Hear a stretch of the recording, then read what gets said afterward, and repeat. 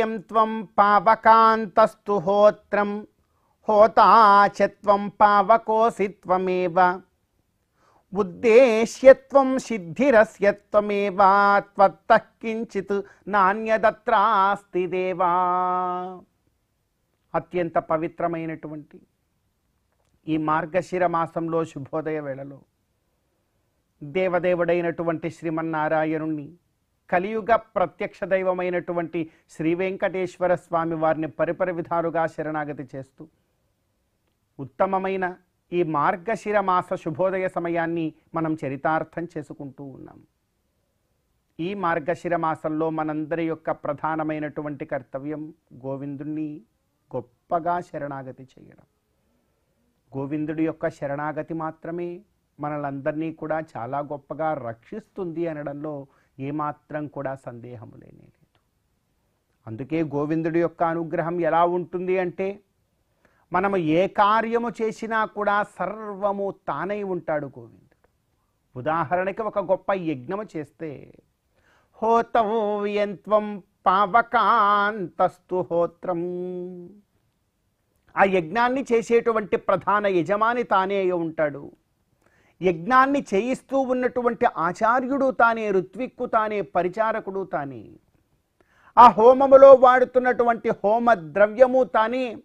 ఆ ద్రవ్యాన్ని హోమములో సమర్పించగా ఆ ద్రవ్యాన్నంతటినీ కూడా భస్మీపటలము చేసి స్వీకరిస్తూ ఉన్నటువంటి పావకుడు ఆ అగ్నిదేవుడు కూడా తానే. సర్వము తానే, తనకన్నా భిన్నమైనటువంటిది ఈ లోకంలో ఏదీ కూడా లేదంటున్నారు. అందుకే హోతవ్యంత్వం పావకాంతస్తు హోత్రం హోతాచత్వం పావకోసి త్వమేవా. ఆయనే హోత, ఆయనే పావకుడు, సర్వము కూడా ఆయనే. ఉద్దేశ్యత్వం సిద్ధిరస్యత్వమేవా.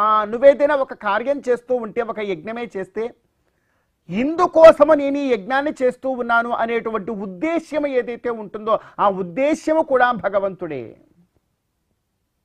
ఒక యజ్ఞాచరణము పూర్తయిన తరువాత నీకు అందేటువంటి ఫలము ఏదైతే ఉంటుందో ఆ ఫలము కూడా ఆ భగవంతుడే.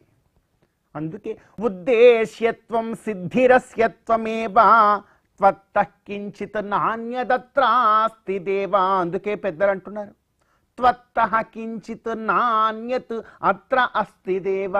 నీకన్నా భిన్నమైనటువంటిది ఇక్కడ ఈ లోకంలో మరొకటిది ఏదీ కూడా అణుమాత్రమైనటువంటిది కూడా లేదు. అందుకే ఆకాశోపమహ అంటారు, మొత్తం అంతా కూడా వ్యాపించి ఉన్నాయి. అందుకే కదా వేదాలు కొనియాడుతూ ఉన్నాయి, అనోరణీయాన్ మహతో మహీయాన్ ఆత్మా గుహాయాం నిహితోస్య జంతోహో అంటూ వేదాలు నిన్ను కొనియాడుతున్నాయి అని చాలా గొప్పగా వర్ణన చేస్తూ ఉన్నారు.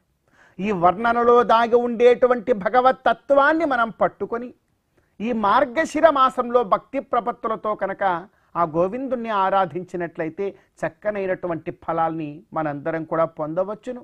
కనుక ఈ మార్గంలో ముందుకు సాగుతూ ఈ మార్గశిర మాస శుభోదయ సమయాన్ని మనం చరితార్థం చేసుకుందాం.